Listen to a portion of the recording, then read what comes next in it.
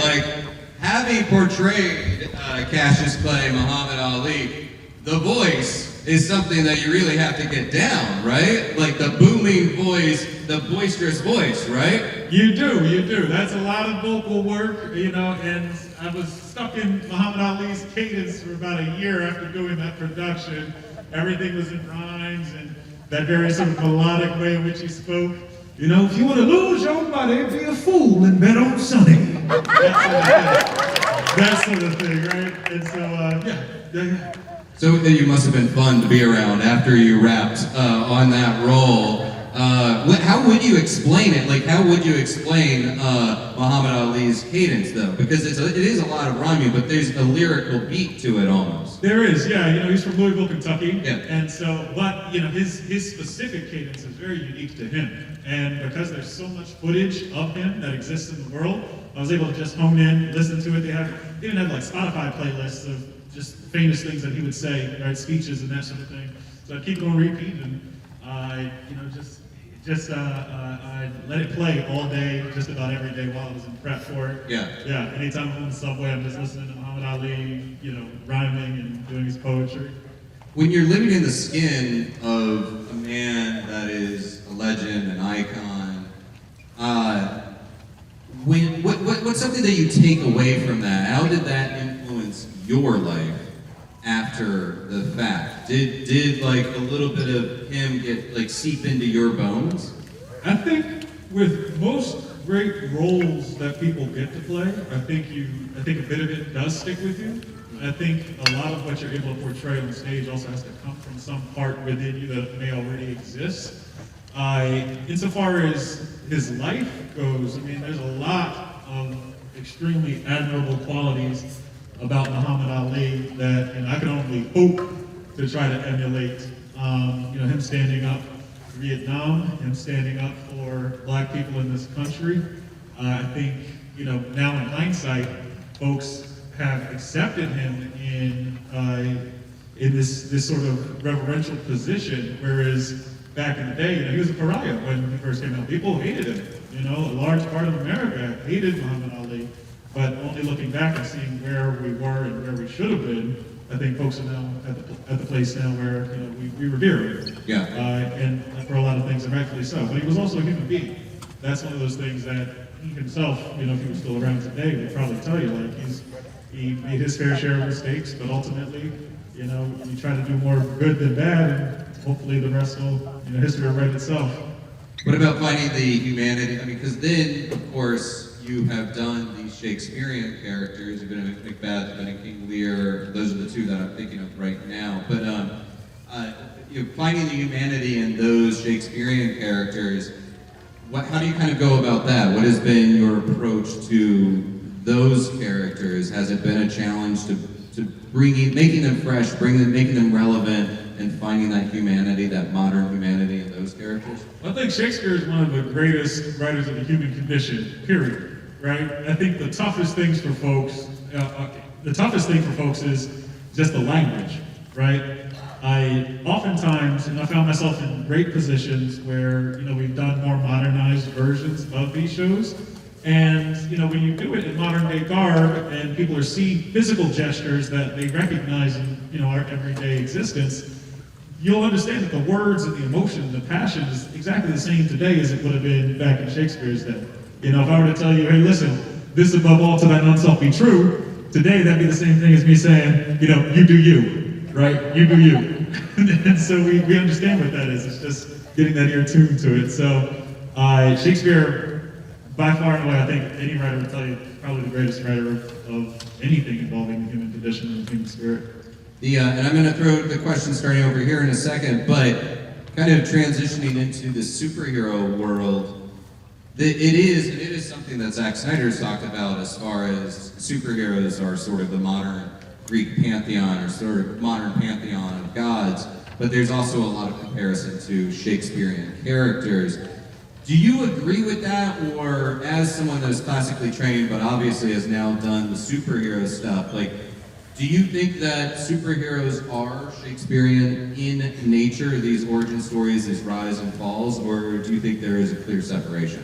I think they're similar just in how we tell stories, right? Shakespeare has shaped the way in which we, tell stories, period, especially things that are being performed.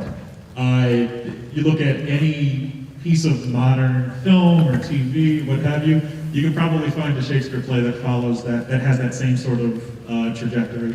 And I think the same is true for the comparison that people make with Greek mythology and these heroes, especially DC heroes, because those are like almost like beat for beat, stroke for stroke, characters or Greek gods that you would see, right? Wonder Woman, obviously, on that the Hera or Athena side. Right. Man, Zeus.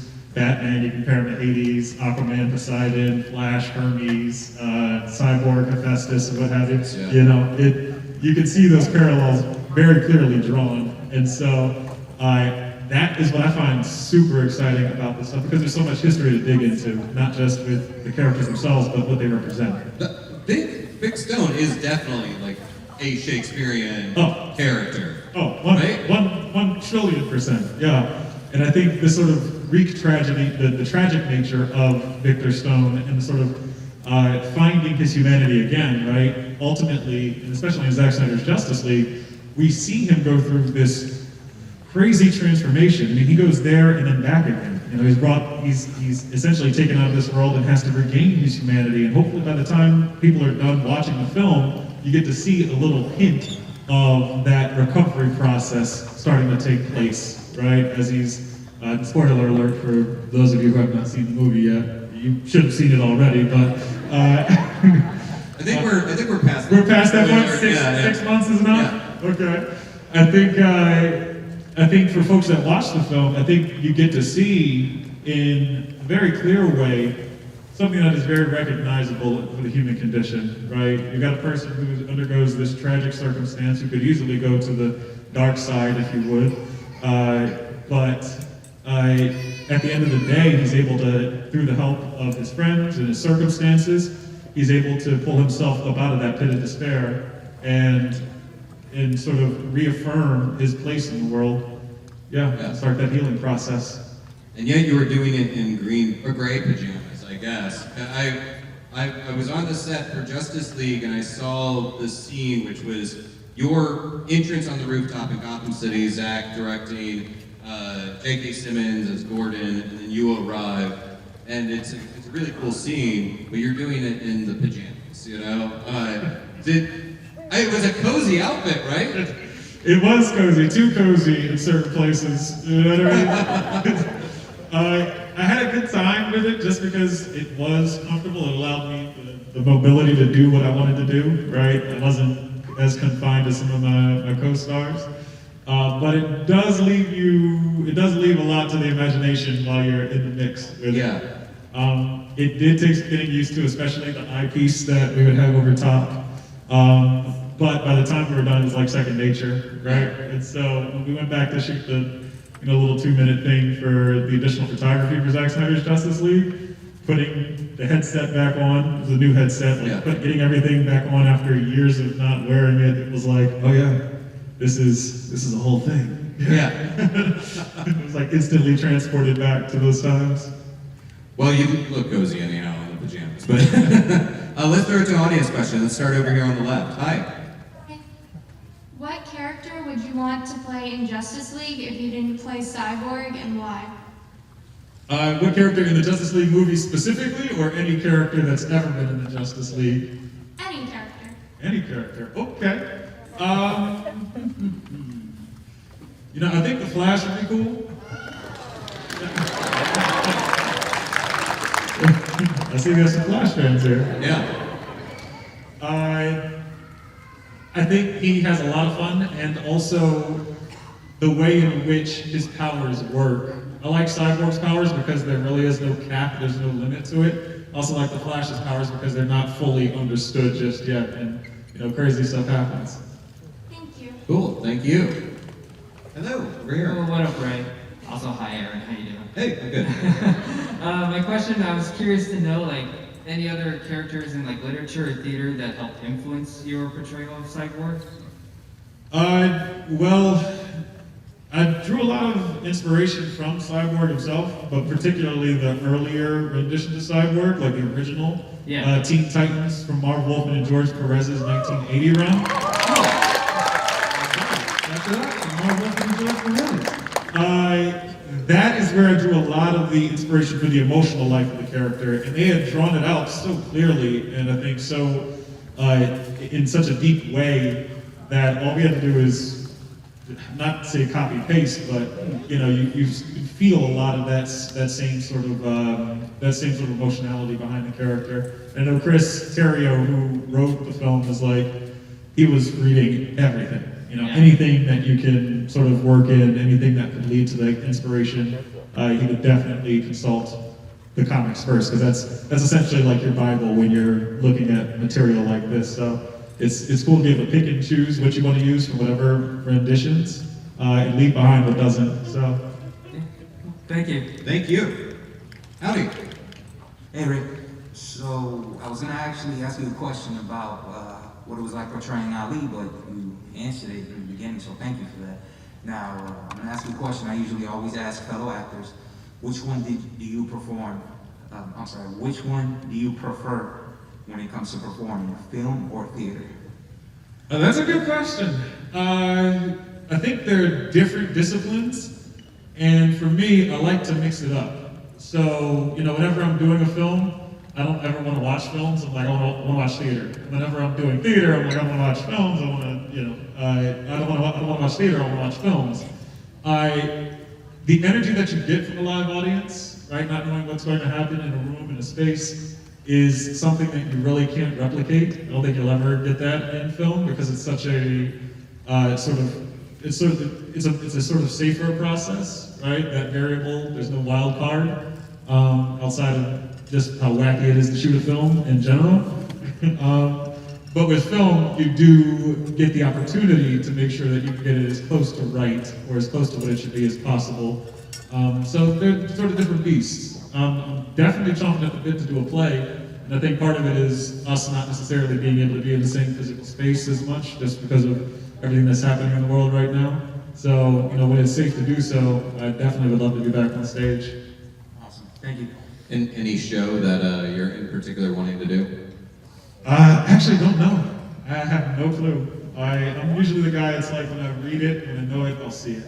I don't think it would be anything classic to start. It maybe, I'd love to do a new play, something contemporary. Hello. Hi there. I just have a question for you. With everything that's gone on with you being in, obviously, the original theatrical release and then the Snyder Cut, we love everything that you brought to the character of Cyborg, and we're so glad your character got justice. And the fans were really the ones that were moving the release, the Snyder Cut movement. And we will support you, and obviously, we know it's true, the movie speaks for itself. So, Thank you. absolutely, man. So I want to ask the question, what can we, the fans, help do to get you back with the Snyder Cut, with the rest of the Snyder Cut? That's a complicated question. I think ultimately, how people spend their money determines what happens and what does not happen in this business, and particularly in comic books and in DC and all of that. For me, there's a lot of stuff behind the scenes. Obviously, I've not been a stranger, I've not been shy, rather, about talking about all the things that have occurred over the last year, and the back and forth that I've had personally and publicly with Warner Brothers Pictures, Walter Amada, and the rest of the crew over there. For me, I think it all starts with an apology coming from the Warner Brothers side of things. There's a lot of just really gnarly stuff that has gone down, especially publicly. What Walter Amada and Warner Brothers Pictures attempted to do professionally and personally during one of the most crucial years for Black people in the history of really humanity is just unacceptable. So until such time where an apology is issued, I probably won't be supporting any of the Walter Amada production, period. Not even probably, I definitely will not be supporting any Walter Amada production, period. And it's a tough thing because I'm a DC fan through and through. I love these characters. But sometimes, you gotta give up what you love to do what's right. And so I'm gonna keep doing it, and I appreciate you. I appreciate you thinking about me. Well, you've talked a little bit about this, and I don't want to like make the panel only about this, but I do have to commend you as a person and as a performer for standing up and talking about things that the ways that you were wronged. And it's so easy when you're in entertainment or in any job to just stay quiet and try to be a good soldier and move forward.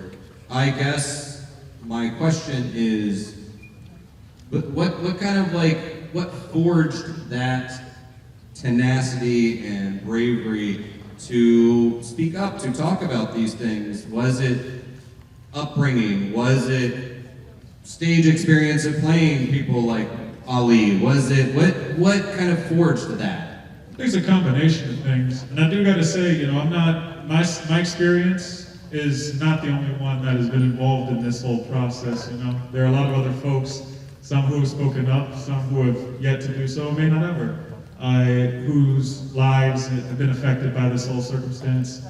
And ultimately, I know I've certainly been a face of speaking out about this kind of stuff, but there are a lot of folks, a ton of really brave folks that have lent their voices to, you know, to the cause. And, you know, I gotta commend Charisma Carpenter, I gotta commend, you know, anybody who's spoken up about these sorts of things, you know, whenever they've spoken up about them. For me personally, I just don't like bullies, particularly in the workplace. I never have. And if some of the folks on the other side had bothered to get to know me a little bit better, they probably would have understood that, you know, that's not something I would ever stand for.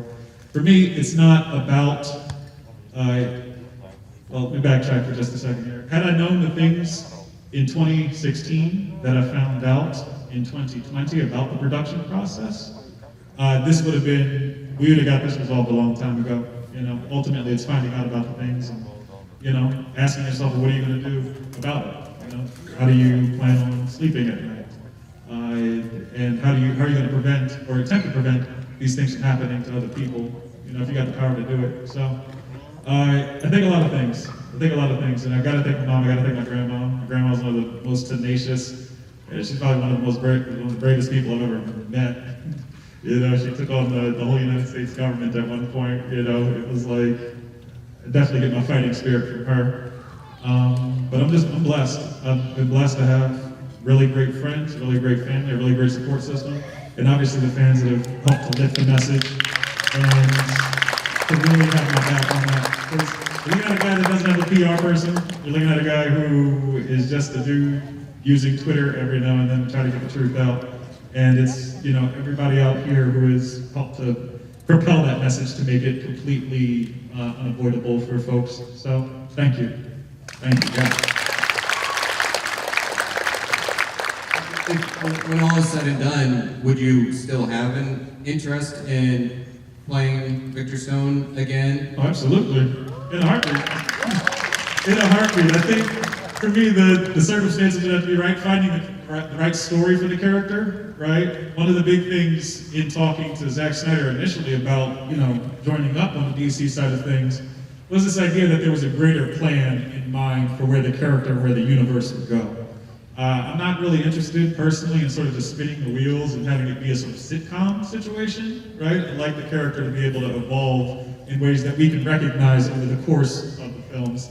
And I think just that little, that seed of, you know, I'm not broken and I'm not alone. Victor going from point A to not even necessarily point B at the end of the film. Maybe he's like point A2 or point A3.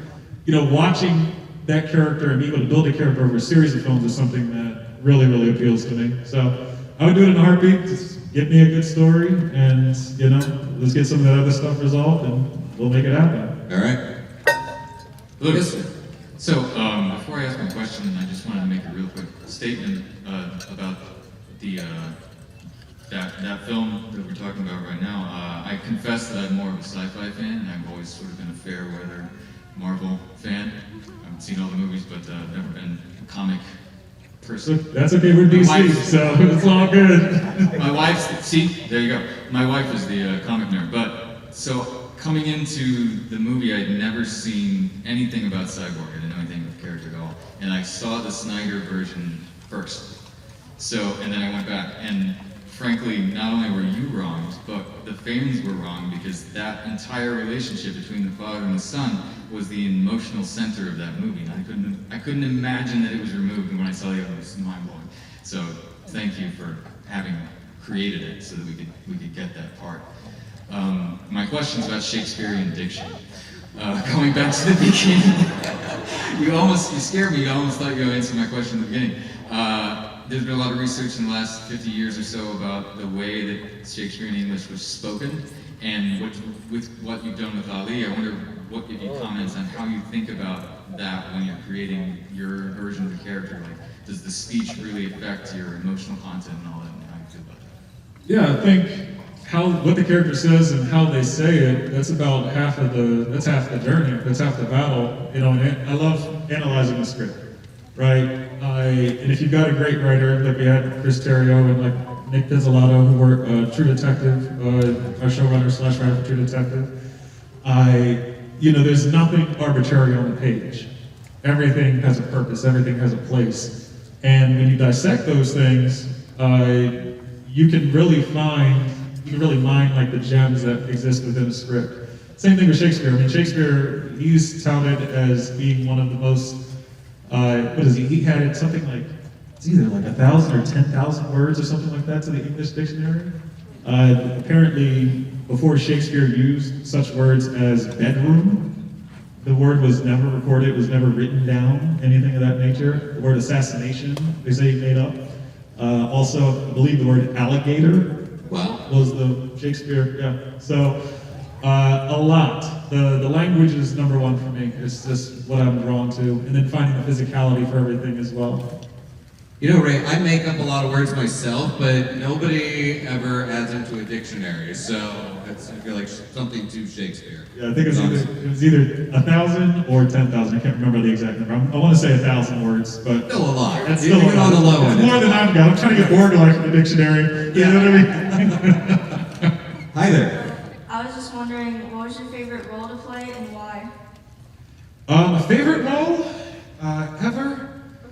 You know, what's weird is like, I really love the things I did in high school. Like we did some like really cool musical theater stuff. My first one, I think was the thing that really got me excited. I got to play the wolf in Into the Woods years ago. Yeah. That was the thing that really launched it for me. I found a sense of community with the people that you're doing the show with. You're a sophomore in high school and you're just like pounding around having fun, but that's when it was like, okay, this was the spark. This is kind of what like set it all off, and I will never forget it. Thank you. Hello. Next question. Hello. Yeah. You're up. Is that Dumo? Yes, that's All right, Dumo, what's up, baby? We met earlier today. It's a cool guy. I like him a lot. I want to say thanks for coming to Orlando, by the way. I've been sci-fi fitness cyborg since Smallville and Teen Titans. And shout out to the Justice Con people who've been spearheading the Justice League back in 2020. I'm curious for you, who is there anyone, whether it be in movies, music, activism, who really inspires you? Because I can only speak for myself. I'm a Marvel fan. Chadwick Boseman forever will be just a light to me. And I'm just curious from your point of view, who's inspired you during this year of 2020 going forward? I spent a lot of time in 2020, and I'm sure everybody has. I mean, if you weren't thinking deeply about things in the year 2020, I think the year may have been wasted for some folks. For me, it's about the people who are doing it like right now in the moment. There are a lot of folks who are working to make sure that everyday people have access to food and healthcare and education. Those are the people that really inspire me. No matter what side of the political aisle you find yourself on, our world and our country is really hurting right now, and people need relief, especially now. So it's the folks that are pushing for those sorts of agendas that really inspire me. Because it's not easy to do, and it oftentimes, I'm sure, feels like a thankless task, but it's probably one of the most important things. So. Well, thank you. Shout out to you for being here, Aaron. Good job being host today. And shout out to all the interpreters who've been helping out. So congratulations, peace out. Thank you. Hello. Hi Ray, how you doing? Doing well. I want to say thank you very much for saying if you had to choose to be another superhero, it would be the Flash. I got him on my lanyard. First of all, I have to ask you, just straightforward, what was your favorite scene to shoot in the Justice League with Zack Snyder? Some of my favorite stuff was actually the stuff we shot at nighttime. There was the scene outside of the ATM when Cyborg is depositing the money, and I was so excited. I'm like, oh man, I get to stand in the rain. This is gonna be cool. It's gonna be dark and moody. And then you realize standing in the rain means just standing in the rain. And it was freezing cold. It wasn't. That was like a rain sheet. And when I'm in the hoodie, it's basically like this thing that creates rain on a film set, right? And so whenever I'm in the hoodie and sweatpants in the movie, that's the only time I'm wearing anything practical, anything bulky underneath. Now the problem is that suit is kind of made of the same stuff that Superman's suit is made out of, but it doesn't have that water-resistant skin, so it would just absorb all the water. So by the time we got done take number 2, I'm literally just sloshing around in the suit, trying to walk down the street. So, but it's things it's really silly stuff like that really gets me, because I'm like, oh, this is gonna look cool, but man, I feel really dumb right now. Thank you. Thank you very much. Hello. Hey, how's it going? I was just wondering what part of Victor Stone as a character that you would say you relate to the most. The resilience, for sure. That's something that I at least admire in him, and I'm trying to maintain as much of that as I possibly can. He gets a lot of stuff thrown at him, and rather than letting it drag him down, he still, at the end of the day, finds it within himself to try to save the world and to try to help people he does not know. And that's a really admirable quality. Ultimately, also the father-son relationship between Victor and Silas was very special to me. My father was not around when I was growing up, so that's something that resonates really deeply for me, and I'm sure for a lot of people out there, one of the tragedies is that, Victor's father is around, but he's, emotionally absent, which it can feel in some ways worse, I'm sure, for a person, to have someone there and not actually there. So it's those sorts of aspects that I think resonates with me, and I think grounds the character in a reality that we all recognize. Yeah. Thank you so much. Thank you. Well, just a quick detour. You are in this upcoming mini-series, Women of the Movement, correct? And powerhouse production team behind this too, including Jay-Z is one of the producers, I believe. Yeah, Jay-Z, Will Smith. Yeah, Rick Kaplan. Yeah. I want you to talk if you can, talk a little bit about this, but also about your character of Gene. Speaking of, someone that was a father figure. Yeah. So Women of the Movement is a limited series. It's going to be an anthology, and each season is going to focus on a different influential woman in the civil rights movement. The first season is going to be about Mamie Till Mobley, who's the mother of Emmett Till. Now, the story is going to be deep, it's going to be heart-wrenching, it's going to be powerful, and it's going to be necessary, especially for where we're at right now. We had a great team work on this project. Marissa Jo Sarar, who is our writer/showrunner.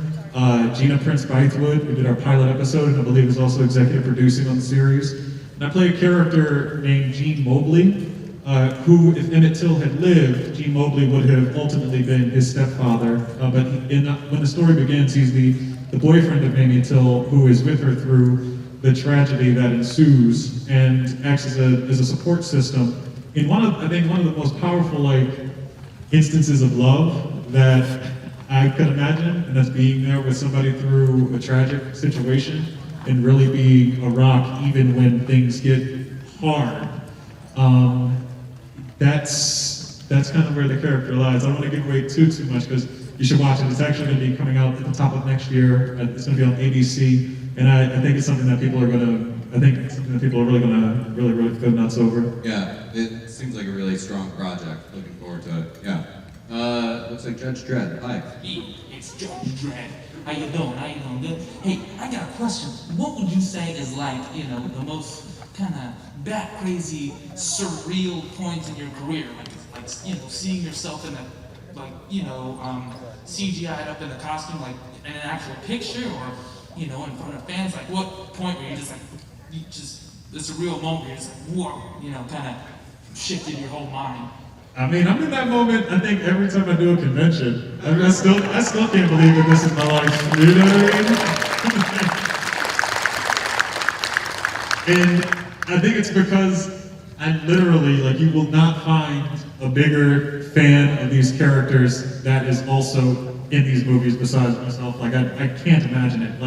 I've lived and breathed and ate comic book characters growing up as a kid, and while I did not have comic books specifically, it was all the TV shows, the movies, cartoons, anything I could get my hands on. Crazy debates about who would win in a fight between Batman and Wolverine, and all these just really silly things that I remember really well to this day.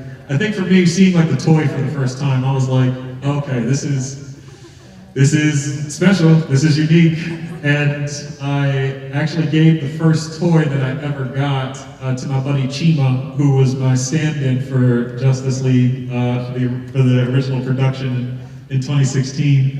And I told him, I said, well, listen, you've been standing in for me this whole time. Here's my figure, it'll hopefully stand for you. Put it on the windowsill and that's it. And the action figure treatment is amazing. That's crazy. By the way, Batman or Wolverine? Batman, of course. Of course. Big magnet. Any Bruce Wayne's got it. Considering the crowd, okay. I think Wolverine. But, yes, hi. Over here. Hi, sorry. First of all, thank you for True Detective and not canceling this event and just being a hero of mine, honestly.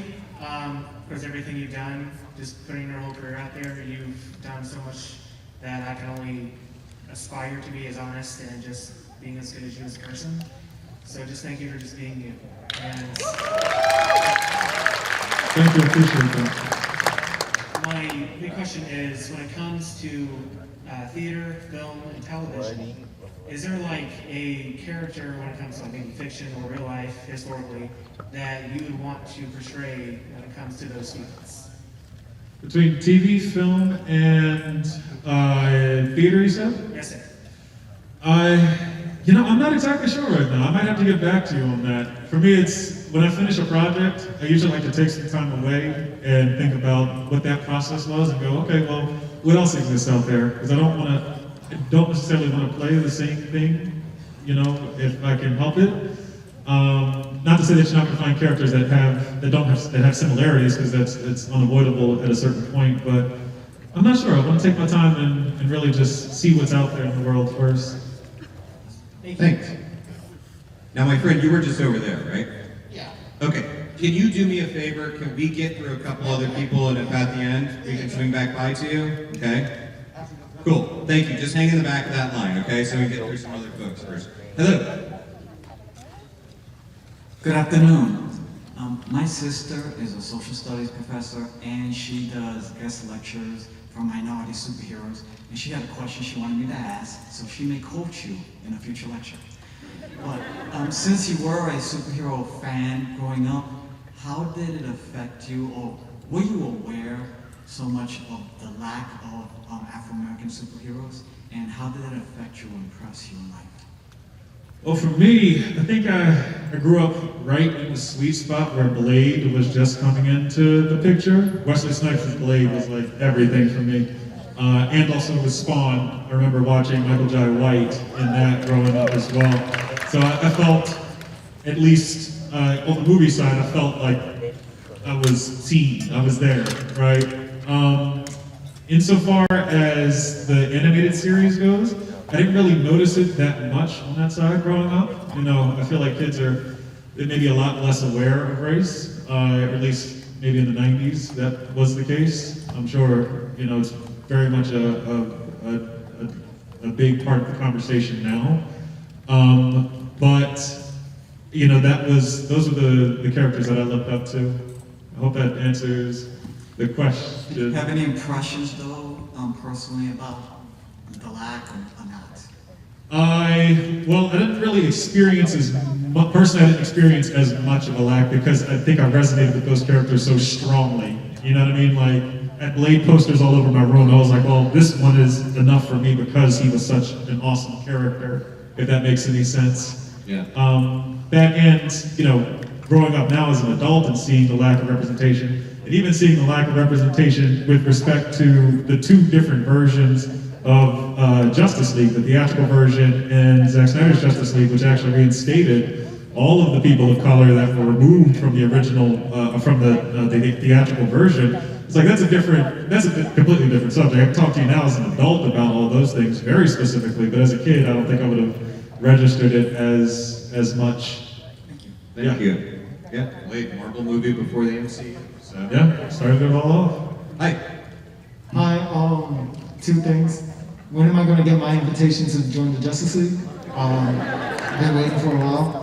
And can I get a booyah? To answer the second one, I'll forego the booyah, but I appreciate you asking. The first question, I will say, you got to take it up with the crew. I think Bruce is fielding applications right now, so you may want to. Okay. He said there was room for more at the table. You know, God help us. Room for more. Thank you. All right, so guys, we have only a couple minutes left, so I want to get through as many as possible, keep it super short, and we will try to get through, especially because we have kids in the line. Hi. Have you read Superman vs. Muhammad Ali, and what do you think of it? I have read it, yeah. Friends actually bought Muhammad Ali versus Superman from me years ago. I liked it. I mean, I think they do this weird thing where it's always no one wins, or it's always some sort of like red herring, or there's some sort of trick to the fight.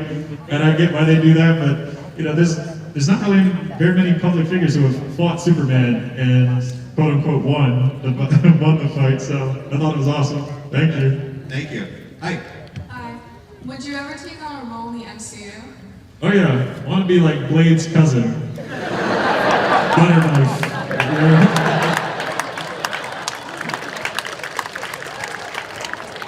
Hi there. Hi. How are you doing? I'm well, how are you? I'm good. My question is, how did it go with auditions for Cyborg? It went well. I was only there for maybe a day or two. We just shot that one sequence, the nightmare sequence at the end of the film, but I had a blast. It was great being able to finish shooting everything to do with Zack Snyder's Justice League with Zack and some of the old crew. That's a really special memory. I said, I'm going to carry that with me. Like, that's colored all the negative and all the stuff that happened with the experience, knowing that that's the final sort of way I'll remember being on set. It's perfect. Thank you. Thank you. Hi, make sure. You got to work with two amazing screen dads, Joe Morton and Mahershala Ali. Any tips or advice that they gave you when you were working with them? For Joe, he said to me, listen, you know, it ebbs and it flows. Everybody's career does. There'll be years where you work, there'll be years where you don't. There'll be years that you do, make sure you get it as much as you can because you never know when you don't know when that next sort of ebb is going to happen. For Mahershala, there was a lot of just like funny conversation, but no advice per se. But it was just great to like watch him just interact with people. He has such a generous spirit. I think I took a lot from him without him knowing, if that makes any sense. Thank you. Thank you. And you can text him now and say, cast me as butter knife. There you go. Hi. Hi, how you doing? Are you hopeful the upcoming merger with Discovery will mend the bridge one day with you and Warner Brothers? I can't really speak on that. I don't really know too much about the inner workings of corporate mergers, but you never know. I mean, they said the Snyder Cut didn't exist. They said that was impossible. They said all this for years and years. So, you know, give it time. If there's an appetite for it, if people want it, eventually, you know, I think it's possible. Thank you. The arc of history is long. Hi, yes. Hi. I was just curious when playing Cyborg, what's your favorite line? Like, what's the coolest one, like, in your head? You're just like, oh yeah, this is a cool line. It's the line, I'm always dressed. Thank you. And I think we have two final questions over here. Hi. Will there be a Justice League 3? Well, maybe. We gotta get the Justice League 2 first. Good question. Thank you. Hi there. Doing well, thank you. Out of all the characters you've played, is there any life lesson you've learned? I would say, yeah. Definitely with playing Muhammad Ali, it's being able to stand up for what you believe is right, no matter what the cost or the consequence may be. I think that's something that I've really taken with me, and hopefully I'll carry with me. You know? Thank you. Thank you. All right, Megacon, we are out of time. Before we go, please, a round of applause for Blue Sun Interpreting and taking care of us for this panel and all the panels. And also, Megacon, you guys are great. This guy is great. Make some noise for Mr. Red.